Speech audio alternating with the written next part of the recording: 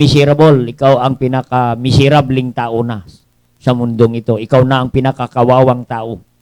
Dahil hindi po dito ang pag-asa natin sa sanlibutan ito. Lahat po dito sa sanlibutan ay pangsamantala lamang. Kaya nga sabi ni Peter, we are pilgrims and strangers of this world. No? Ang ating buhay, tayo ay manlalakbay lamang dito sa lupa. Amen? Oo. Konti lang ating panahon ng ating paglalakbay dito. Oo. Sa buhay sa mundong ito. Amen. No? Ang sabi nga ni James, what is your life? Life is like a vapor. Appeareth a little time and vanisheth away. We have a little time. Oo. Kunti lang po ang ating panahon dito sa lupa. Amen. Kaya nga sabi ni Solomon, boast not thyself for tomorrow, for thou knowest not what the day may bring forth. Huwag nating ipagmalaki ang bukas kasi ang bukas hindi natin alam kung ano mangyayari. Amen. Kaya mga kapatid, no? Kaya salamat sa Panginoon, no? Kaya mayroon tayong ganitong gawain. Amen. Kaya ang ating gawain ngayong Sunday, soul winning is the main thing. Amen. Kaya po mga kapatid, no? Dadako na po tayo sa salita ng Diyos. Amen. Salamat sa Panginoon. Kasama natin si Brother Isaiah Ison. Brother Isaiah, salamat po. Kasama namin kayo ngayon. Praise God, no? And dadako na po tayo sa pinakamalagang sandali. And salamat sa Panginoon. Marami po tayo mga bisita ngayon na nakasama, mga invited guests, no, sa ating mga tahanan, no? And salamat sa Panginoon. And please continue to pray that God will bless the message and God convict them, no, to receive Christ as their personal Savior. Amen. Okay, dadako na po tayo sa pinakamalagang sandali ng ating service, no, pangaral ng salita ng Diyos. Amen. And since this is our evangelistic Revival Sunday. Amen. Evangelistic Revival Sunday. Amen. Oo. Kasi hindi po tayo makakalabas masyado. Amen. Oo. Kung kakalabas lang po tayo ay siguro gagol tayo ng mga 10,000 na kaluluwa. Amen. Oo. Salamat sa Panginoon. Kailan ba yun, ano? Na nag-goal po tayo ng 5,000. 9 years anniversary pa natin, ano? Oo. Pagtapos ng 10 years, hindi na tayo pwede makapag-anniversary. Oo. Last 9 years anniversary, ay marami po tayong kaluluwa na ligtas, na reach out po natin for within 1 month, ay nag-goal po tayo ng 5,000. Amen? And God give us more than 6,000 soul saved. Amen? Kaya salamat sa Panginoon at prior to our 11th anniversary today, you know, ay hindi maaari na wala tayong gagawin para maligtas sa mga tao. Amen. Kaya dadako na po tayo sa pinakamalagang sandali at basahin po natin. This is a familiar verse sa ating mga Kristiyano. This is the familiar verse of John 3:16. Alam ba ang John 3:16? This is the central message of the Lord Jesus Christ. No? This is the central message of the Lord Jesus Christ. No? The central message of Jesus Christ is about His love to men, His love to sinner. Amen? Ang sabi ng John 3:16, ang sabi dyan, for God so loved the world that He gave His only begotten Son, that whosoever believeth in Him should not perish but have everlasting life. Amen? Kaya nga ang salita ng Diyos na ito, kapatid, no? This is the central, the message of this verse is about the love of God. No? Sa ang pag-ibig ng Diyos sa taong makasalanan na mayroong pang pag-asa. Whosoever believeth in Him should not perish but have everlasting life. Amen? Kaya this is the message of love. This is the love letter of Jesus Christ to sinner. Amen. Sa taong makasalanan. Amen.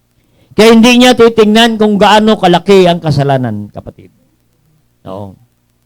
Ang kanyang nais sa atin na ipadama sa atin ay ang kanyang pag-ibig. Kasi sabi niya sa Luke chapter 19 verse 10, "For the Son of Man is come to seek and to save that which was lost." Amen. Which was lost. Yan ang dahilan kung bakit ang Panginoong Kristo bumaba mula sa langit upang iligtas ang tao na naliligaw. Amen. Yan po ang ating pag-uusapan ngayon, kapatid. Tayo muna ay mag-pray. Dakilang Diyos sa masalangit, salamat Panginoon sa mga talata naming nabasa. Salamat o Diyos sa mensahe ng iyong pag-ibig sa isang katauhan, Panginoon, sanlibutan. Salamat o Diyos na ikaw ay, dahil sa iyong pag-ibig, ikaw ay nanaog mula sa langit upang kami hanapin at iligtas.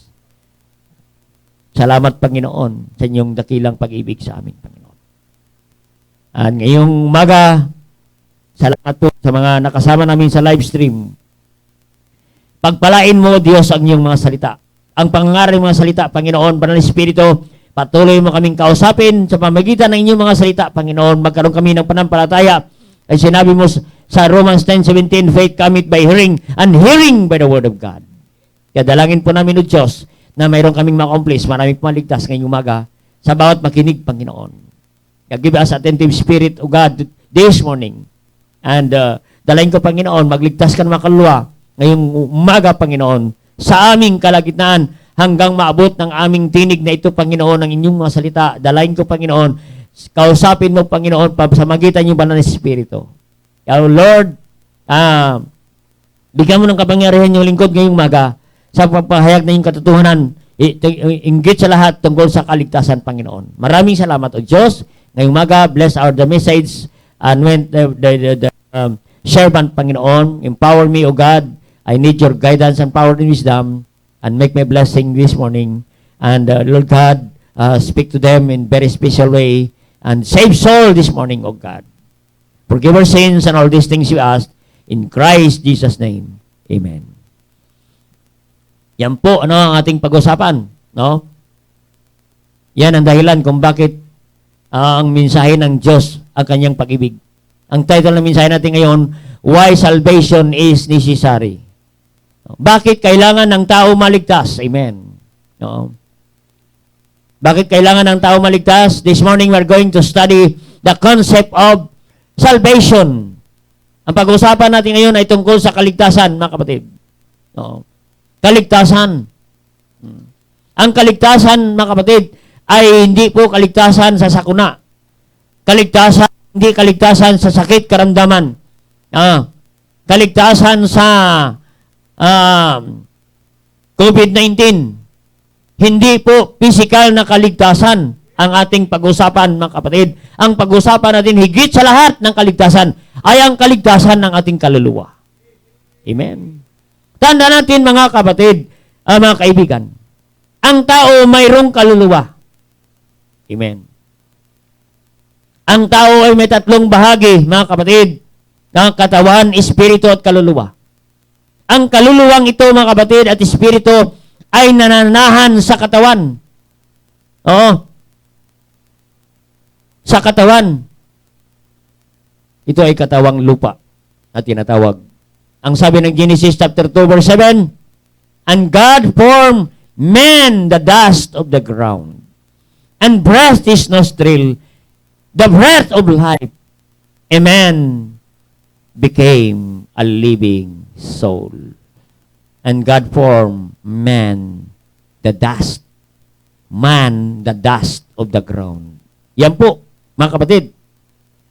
Ganyan po tayo, kapatid. We are dust. Tayo po ay alabok lamang, mga kapatid. Oo. Na pinorma ng Diyos at kanyang hiningahan, ang tawag dyan, the breath of life.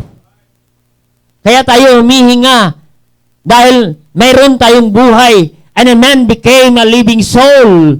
Kaya ang buhay natin, mga kapatid, mga kaibigan, yan po ay galing sa Diyos, the breath of life.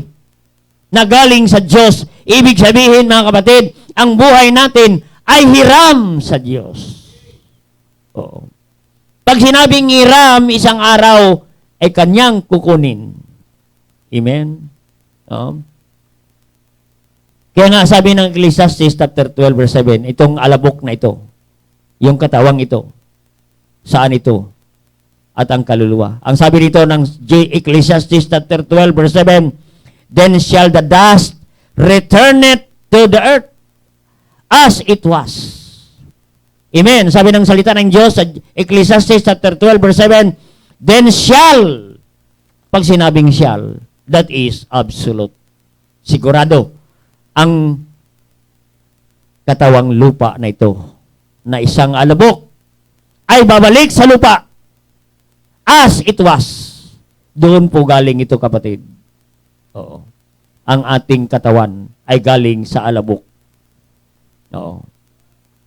And the spirit shall return unto God who gave it. The spirit. No, espiritu at kaluluwa, isang araw haharap sa Diyos. Amen? Haharap sa Diyos ang espiritu at kaluluwa.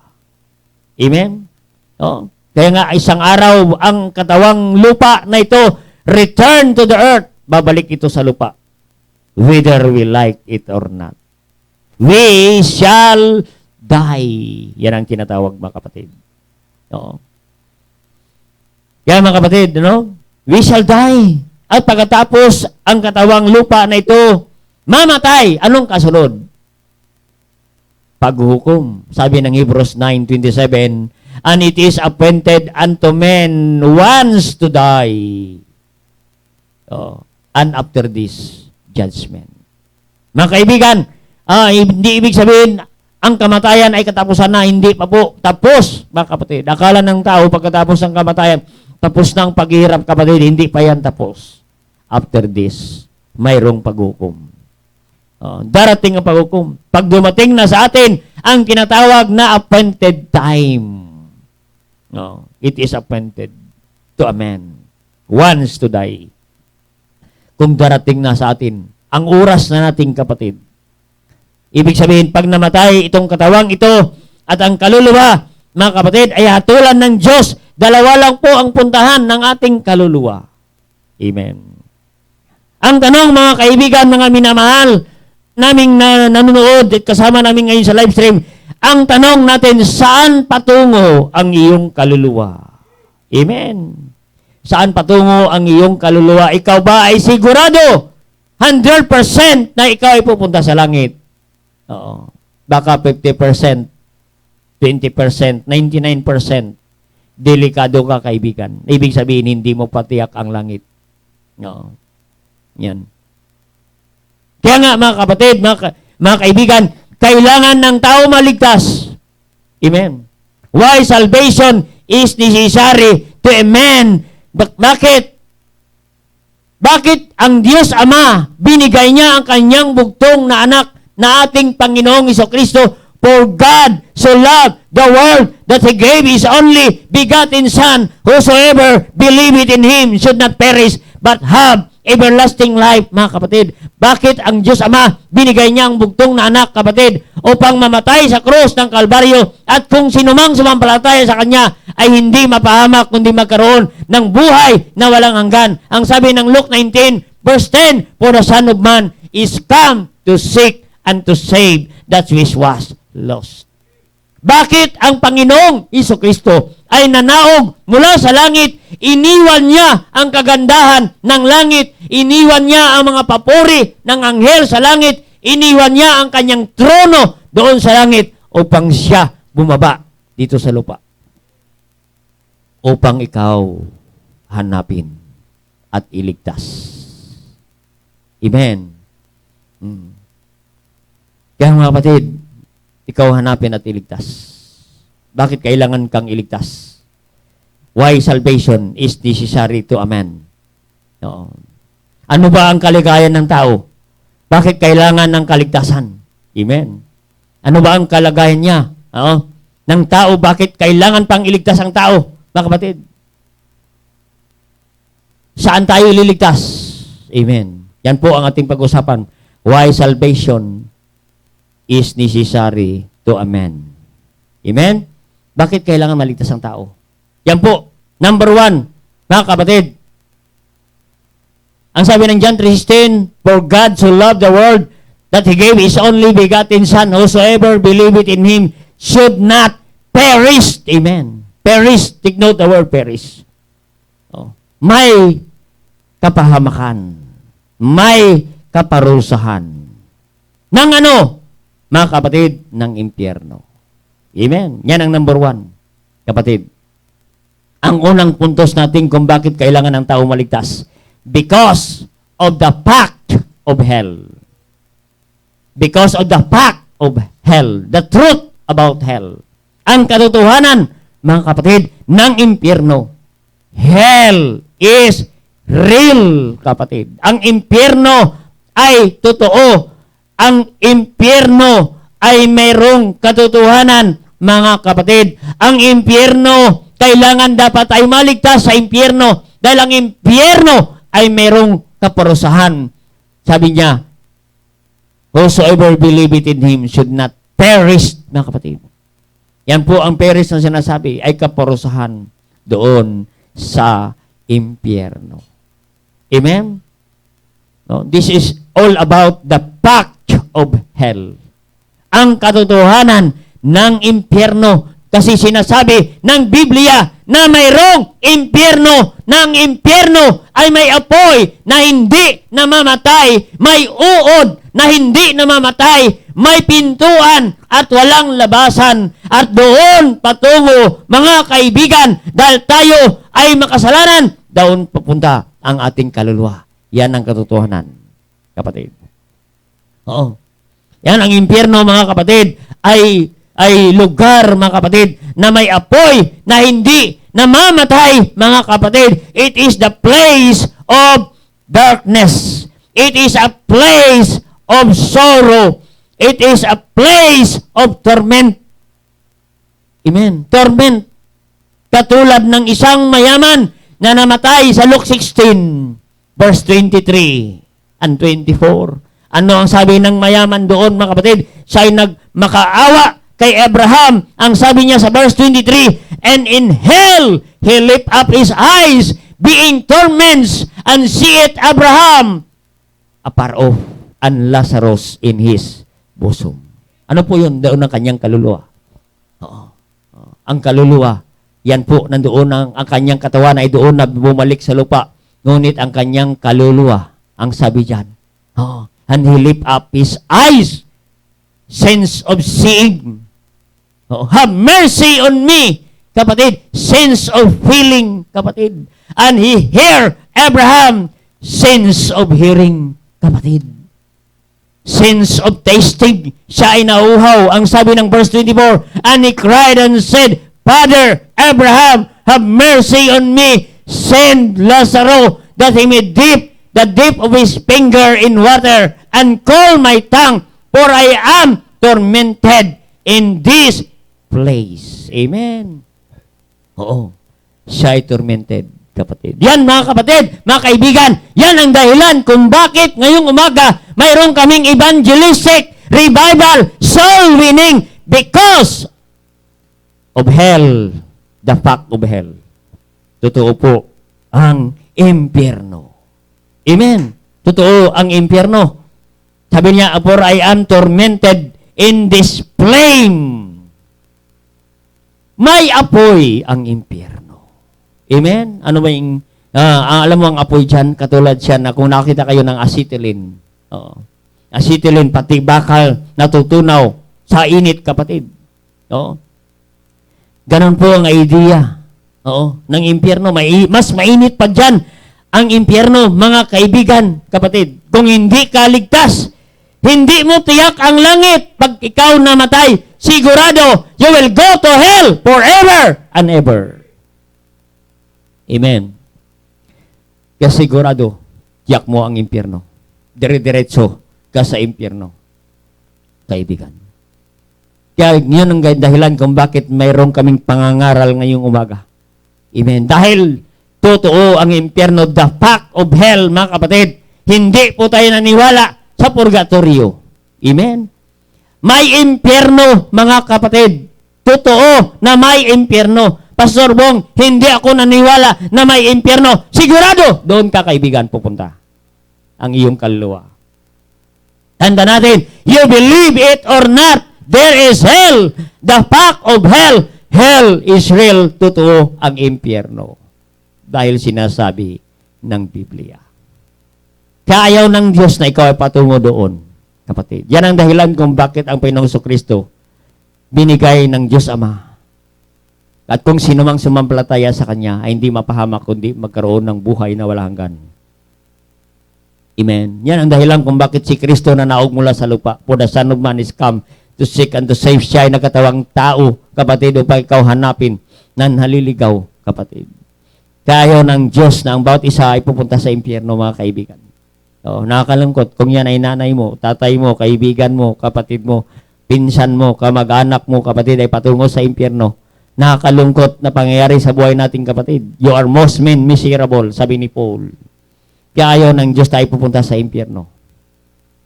Ang sabi niyan, God is not willing any should perish, but all should come to repentance in 2 Peter chapter 3, verse 9. Totoo po na may impyerno. Amen. Kung walang impyerno, wala nang pangangaral ngayong umaga. Kung walang impyerno, wala nang mga awiting makalangit, mga special number. Kung walang impyerno, wala nang soul winning. Wala nang pagbibigay. Hindi na kami magtatayo wala nang building project, kapatid, kung walang impyerno. Mayroong impyerno, mga kaibigan. Whether we believe it or not, wala po. May impyerno. Doon po tayo patungo.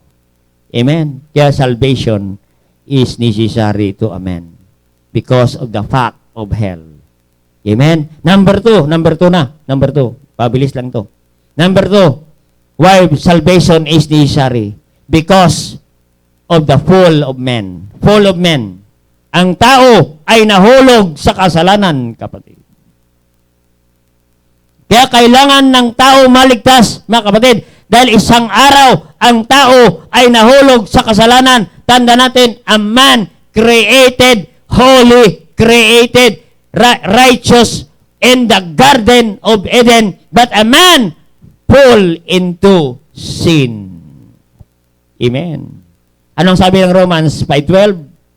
Wherefore, as by one man sin entered into the world, and death by sin, and so death passed upon all men, for all have sinned. Have sinned, ibig sabihin, nagkasala ang tao. Nahulog ang tao sa kasalanan. Kapatid, ang kasalanan ay pumasok sa sanlibutan. Kaya ang tao ay nahulog sa kasalanan. Yan ang dahilan kung bakit mayroong kamatayan. No? Death pass upon all men. Darating ang kamatayan, mga kaibigan. Amen? Oo. Nahulog ang tao sa kasalanan, kaya ang tao namamatay. Amen? Kaya kahit walang COVID-19, ang tao mamamatay. Oo. Kahit tayo ay nabaksin, darating ang kamatayan. Kahit hindi ka nabaksin, darating ang kamatayan. Kapatid. Ang nakakatakot, kapatid, pag namatay ka, sa impyerno ka pupunta, ang iyong kaluluwa, yan po ang nakakatakot. Kapatid. Dahil ang tao ay nahulog sa kasalanan. Amen? Nahulog ang tao sa kasalanan. No? Man is wicked. We are wicked. We are sinner by choice, by nature. At saan pupunta ang isang taong makasalanan, kapatid? And sabi ng Biblia sa Psalm 9, ano ba yan? Psalm 9 verse 17. 9:17. Oh. The wicked shall be turned into hell, and all nation that forget God. Yan ang nakatakot.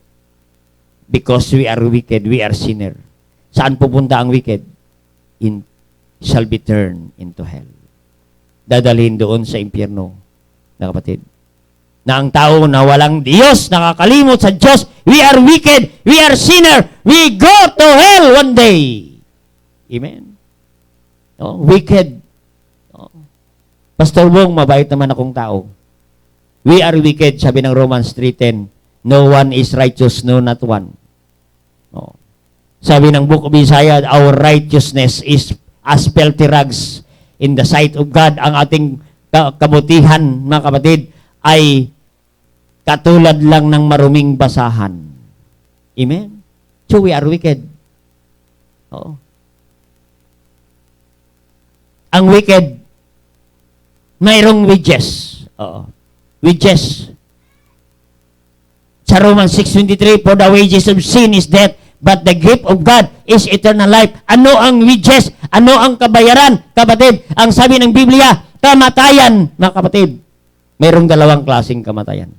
Physical na kamatayan at spiritual na kamatayan. Ang tawag ng Biblia, that is the second death, mga kapatid.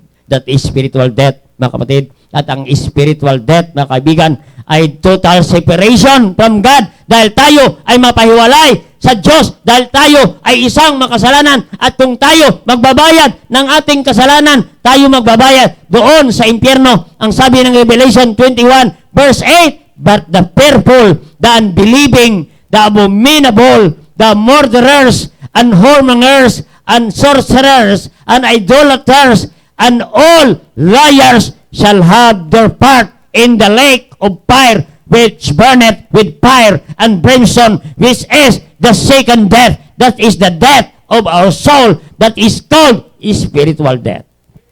Total separation from God. Amen? Why? Because we are going to the lake of fire with brimstone, which is the second death.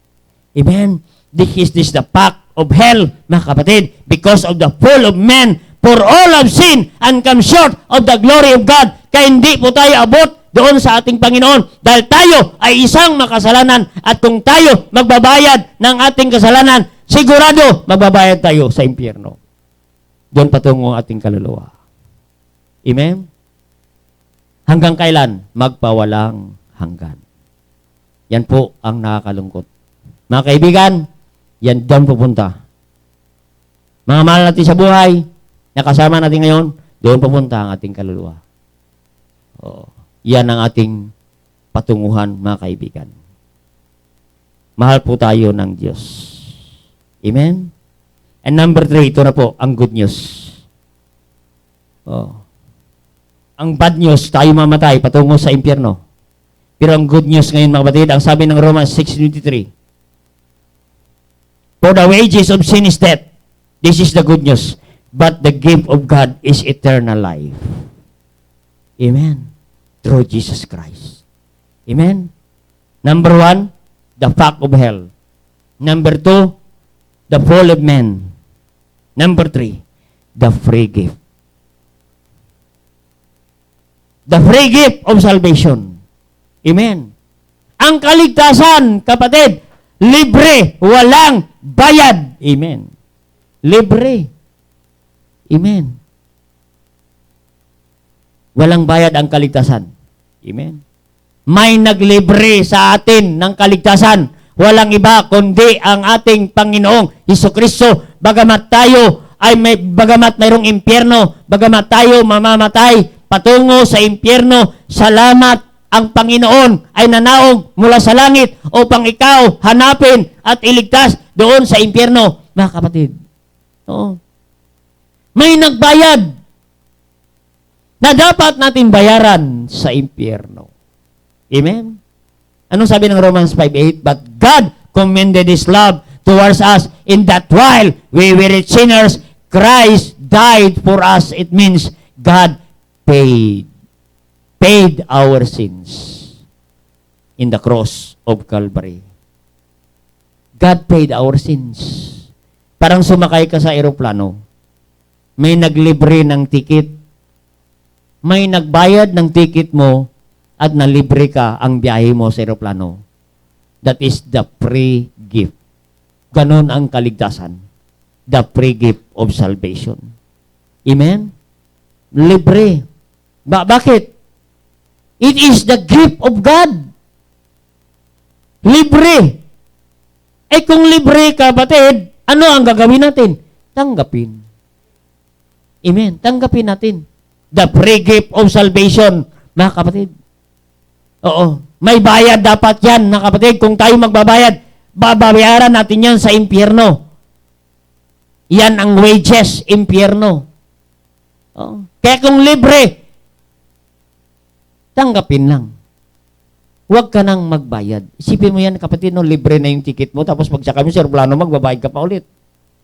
Oo. Aba, may ganyan ka. Libre na eh. Tapos magbabayad ka pa. Oo. Oo. Pero marami ngayon, kapatid, gusto bayaran ng kaligtasan. Gusto nilang bayaran ng pagsapi sa isang reliyon. Gusto nila bayaran doon sa pagsapi sa isang simbahan. Gusto nila bayaran ng mabuting gawa. Gusto nila bayaran ng bautismo, kahit pati patay pinabautismuhan. Amen. Gusto nilang bayaran ng pagtitiis hanggang wakas, maliligtas. Kapatid, wala pong ganung turo, mga kapatid. Hindi po yan ang iba mabuting balita. Hindi po yan ebanghelyo, kasi ang ebanghelyo, si Kristo namatay, inilibing, at nabuhay naman muli. Yan po ang ebanghelyo. Kaya hindi po namin ikinahiya na ipangaral ang ebanghelyo, kasi sinabi ni Pablo, "For I am not ashamed of the gospel of Jesus Christ, for it is power unto salvation." Maliligtas ka sa ebanghelyo, sa kamatayan, pagkalibing, at pagkabuhay ng ating Panginoon Kristo. Amen? Yang kaligtasan, walang bayad. It is the gift of God. Salvation is free. Amen? Saan natin matagpuan? Salvation is free. Saan matagpuan? Through the Lord Jesus Christ. Amen. Saan? From the Lord Jesus Christ. Sa Panginoon Jesucristo lang matagpuan ang kaligtasan. Amen.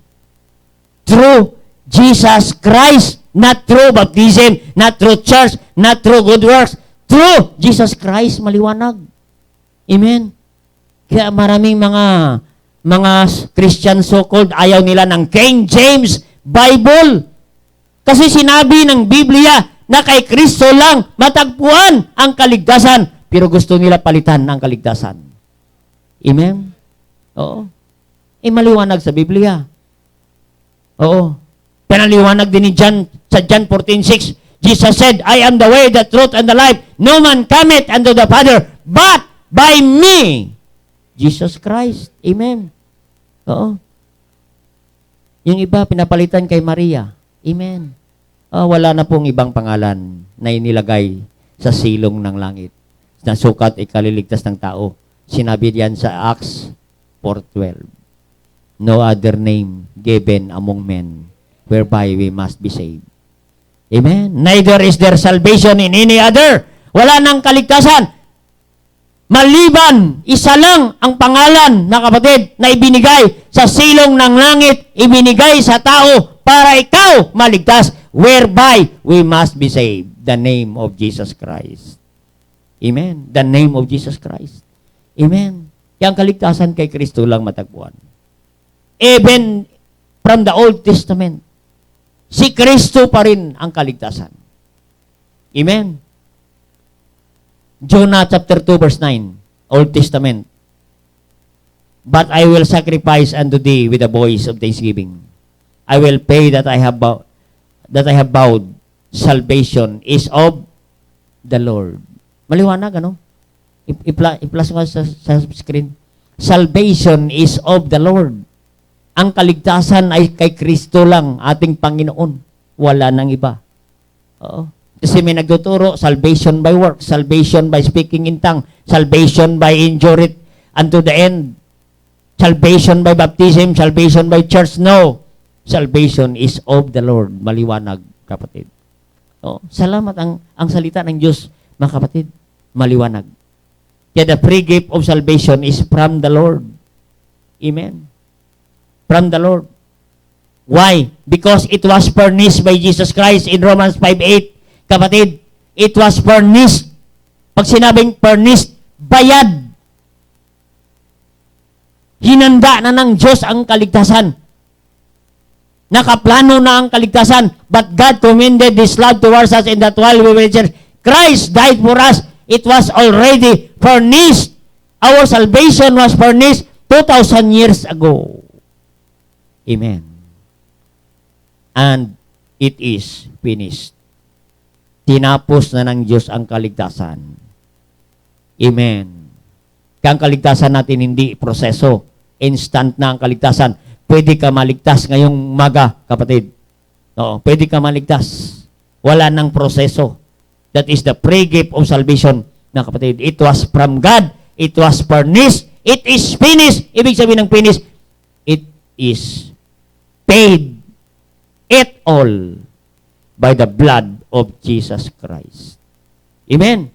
Kaya anong gagawin natin para ikaw maligtas sa impyerno? Very simple lang, no? Very simple. Call upon Him. Call upon the name of the Lord shall be saved. Whosoever shall call upon the name of the Lord shall be saved. In Romans chapter 10, verse 13. In Romans chapter 10, verse 9, if you confess with the mouth the Lord Christ and believe in thine heart that Jesus Christ died and rose again, thou shalt be saved. Kaya nga ang tawag natin dyan, the simple plan of salvation. Simple lang po. Ang plano ng Diyos para maligtas ang tao. Amen? Oh. ABC lang po. Ano? Accept that you are a sinner. Romans chapter 3 verse 10. Romans chapter 3 verse 23. Believe on the Lord Jesus Christ and thou shalt be saved. Acts 10:31. Amen? Confess your sin and believe in thine heart. Ang sabi ng Romans chapter 10 verse 9, that if thou shalt confess with thy mouth the Lord Jesus Christ and shalt believe in thine heart that God hath raised Him from the dead, thou shalt be saved. Kaya mga kapatid, bakit kailangan ng tao maligtas? Why salvation is necessary? Because of the fact of hell. May impyerno. Number 2, because of the fall of men. Number 3, because of the free gift of salvation. Amen? Kaya ngayong umaga, mga kapatid, it's only by faith. Amen. It is our faith in Jesus Christ. Ano sabi diyan? For by grace are ye saved through faith. It is the gift of God. Gift of God. The free gift of salvation. Oo. Anong gagawin natin, kapatid? Oo. Tayo magsisi at tanggapin ang regalo ng Diyos na buhay na walang hanggan. For by grace are ye saved through faith, and not of yourself. It is the gift of God. Amen? Through faith in Jesus Christ. Amen? O sa aming mga kaibigan, kung hindi mo patiyak 100% na sa langit ka pupunta, ibig sabihin, kaibigan, ikaw ay patungo na sa impyerno. Anytime you will die, you will go directly to hell. And you will spend your soul there in hell forever and ever. Kaya kung hindi mo patiyak, pwede mo matiyak ngayon. Tayo ay manalangin. Ang sabi ng Biblia, sa Romans 10:13, whosoever shall call upon the name of the Lord shall be saved. If thou shalt confess with thy mouth the Lord is Christ, ipahayag natin ng ating mga labi. Tayong magsisi at sumampalataya sa ating Panginoong Kristo.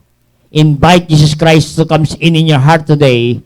Ang sabi ng Biblia, and believe that Jesus Christ died and rose again, thou shalt be saved. Amen? Sa aming mga kaibigan, kung hindi ka paligtas, mga mahal namin sa buhay, hindi man patiyak ang langit, pwede mo matiyak ngayong umaga ang kaligtasan. Dahil ang kaligtasan ay libre, kailangan lang natin tanggapin. Ay bakit pa natin tanggihan ang kaligtasan ay libre? Kaya kailangan natin tanggapin ang kaligtasan. Kaya sabi rito, tatawag lang po tayo sa Panginoon. Whosoever shall call upon the name of the Lord shall be saved. Anong sabi ng Biblia? Call. That is prayer. Kailan? Ngayon na. Ang sabi ng 2 Corinthians 6 verse 2, now is the accepted time, now is the day of salvation. Kung narinig mo ang dakilang mensahe, ng Panginoon ng kaligtasan, narinig mo, for he said, I have heard thee in the time accepted, in the day of salvation, have I succored thee, behold, now is the accepted time, behold, now is the day of salvation. Kaya kung tanggapin mo ngayon si Jesus sa iyong puso bilang Panginoon tagapagligtas, ito ang araw ng iyong kaligtasan, mga kaibigan. Kaya tayo po ay manalangin at nais ko po, sumabay po kayo mga kaibigan sa malakas na tinig ng pagtanggap kay Kristo at may kasamang pagsisisi ng ating kasalanan. Sige po, manalangin po tayo sa aming mga kapatiran. Ay isamahan niyo po kami sa panalangin natin ang mga bisita natin ngayong umaga na sila ay makakilala sa Panginoon bilang tagapagligtas. At tayo na po sa aming mga bisita na maabot ng tinig na ito sa iba't ibang dako, iba't ibang lugar, at nais ko po, anyayan ko po kayo na sumabay po kayo sa panalangin ng pagtanggap kay Kristo bilang Panginoon at tagapagligtas. Ito po ang panalangin, mga kaibigan, mga kapatid. Tayo po ay umuko at sasabihin natin ang panalangin ito sa malakas na tinig. Wherever you are this morning, ito po ang panalangin. Dakilang Diyos Ama sa langit, salamat sa inyong salita at katotohanan na aming narinig ngayong umaga. Salamat sa inyong pag-ibig sa akin. Ikaw ay namatay doon sa krus ng Kalbaryo upang kung kami ay manampalataya, hindi kami pahamak kundi magkaroon ng buhay na walang hanggan. Ngayong umaga, ako ay nagsisisi ng aking kasalanan. Tinatanggap kita sa aking puso bilang Panginoon at tagapagligtas. Salamat, O Diyos, sa pagliligtas mo sa akin doon sa kapamakan ng impyerno patungo sa buhay na walang hanggan. Salamat, Panginoon, sa buhay na walang hanggan na regalo mo, the gift of eternal life. Salamat, Panginoon. At tinatanggap kita, Panginoon, sa aking puso bilang Panginoon at tagapagligtas. At salamat po, O Diyos, sa buhay na walang hanggan doon sa langit. Lahat ng ito ay aming dalangin sa pangalan ni Jesus. Amen. Mga kaibigan, kung ginawa mo yung panalangin yan at ikaw ay tinanggap mo si Jesus bilang Panginoon at tagapagligtas. Ikaw ay sigurado ligtas na sa impyerno. Amen? Mayroong pangako ang Diyos sa atin, mga kaibigan. Ang sabi ng John 10:28, I gave unto them eternal life, shall any man pluck them out of my hand. Yan po ang pangako ng Diyos sa mga nagsisi at tumanggap kay Kristo bilang Panginoon at tagapagligtas ngayong umaga. Ay binigyan ko na kayo ng buhay na walang hanggan at walang sinumang makakaagaw, mga kapatid. At ang sabi ng Romans 8:1, therefore there is no condemnation to them which are in Christ Jesus. You are in Christ Jesus today. Hindi ka na, mula ngayon, hindi ka na mahatulan ng kapamakan ng impyerno, kapatid. Kaya nga sabi rito, which are in Christ Jesus, who walk not after the flesh, but after the Spirit. Amen? Kaya mula ngayon, ikaw na ay lalakad hindi ayon sa laman, kundi ayon sa Espiritu. Amen? Tanda natin sa matumanggap kay Kristo bilang Panginoon at tagapagligtas, ito po ang pangako ng Diyos. May buhay na walang hanggan. Hindi ka na mapahamak sa impyerno, hindi ka na pupunta sa impyerno. Number 3, ikaw ngayon ay anak na ng Diyos. Ang sabi ng John 1:12, but as many as receive Him, to them give He power to become the Son of God, even to them that believe on His name. Yung mga tumanggap ka kay Kristo, kung ikaw tunay tumanggap kay Kristo, ikaw ngayon ay isang anak na ng Diyos. Amen. At ang sabi ng Luke 10:20, your name is written down in heaven. Ang iyong pangalan ay nakasulat na doon sa langit. Doon sa Book of Life. Sinulat na ng Panginoon. isang araw, pag dumating ang kamatayan, bubuksan ng Diyos ang aklat ng buhay at doon ang ating pangalan. Kaya nga mayroon tayong awitin, when the roll is called up yonder, I'll be there. Nandoon na. Pag nag-roll call ang Diyos, nandoon ang ating pangalan. Your names are written in heaven. Nakasulat na po yan, kapatid. Nakasulat na ang ating pangalan sa aklat ng buhay. No. Kaya mga kapatid, ang kaligtasan at ang pangako ng Diyos, kapatid. Oo. Ano ang pangako ng Diyos sa atin? Oo. Because of the fact of hell, the fall of men, the free gift of salvation, ito po ang pangako ng Diyos sa atin bilang makasalanan. The forgiveness of sin. Yan po ang pangapat. Mayroon tayong kapatawaran sa ating kasalanan. Amen? Saan natin matagpuan? Hebrews 10:17, ito po ang pangako ng Diyos, kapatid. The forgiveness of our sin. Ang sabi niya, and their sins and iniquities I remember no more. Sipin mo yan ng Panginoon, no? Anumang kasalanan natin na nagawa, sins and iniquities, sabi niya, I will remember no more. Kakalimutan ko na yan. Buburahin ko na ang lahat ng iyong kasalanan. What a great God. Loving God. Forgiving God. Kinalimutan na ng Diyos ang lahat ng ating kasalanan. Binura na ng Diyos ang lahat ng ating kasalanan. Kaya dapat bilang anak ng Diyos, huwag na nating balikan ang kasalanan. Amen? Kinalimutan na ng Diyos yan, kapatid. Kaya nga mayroon tayong simbahan para turuan tayo mamuhay ayon sa kalooban ng Diyos. Para ikaw magkaroon ng masaganang buhay, masayang buhay kay Kristo. Yan sabi ng John chapter 10, verse 10, I give life more abundantly. Mga kapatid, mga kaibigan, wala nang pinakamasayang buhay maliban na ikaw ay sa kalooban. Ang masayang buhay ay kay Kristo lamang matagpuan, kapatid. Kaya we congratulate those who are saved today. Glory to God. Kaya please comment if you receive Christ as your personal Savior. Mga kaibigan, kung ikaw ay tunay na ligtas, ang sabi ng Biblia sa Acts 2:41, you need to be baptized, mga kapatid. And they gladly receive His word, were baptized at the same day. Ikaw ay sumunod sa tubig ng bautismo.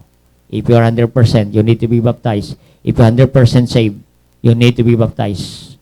Please communicate us para ikaw ay sumunod sa tubig ng bautismo, para ikaw ay pagpalain ng ating Panginoon. Kaya sa aming mga kapatiran, no, tayo po ay mag-invitation at magpapasalamat sa Panginoon. Sige po, sa aming mga kapatid, mayroon ka mga pagsubok, may mga problema na idulog sa Panginoon, mayroon kang ipasalamat sa Panginoon, whatever within your heart today, magpasalamat ka sa mga kaluluwa na naligtas, whatever within your heart today, dadako na po tayo sa invitation, meron ka pangailangan, dulog mo sa Panginoon. Magkaroon tayo invitation habang tinututog ang panyaya. We come to the throne of grace this morning and talk to God. Salamat tayo sa Panginoon.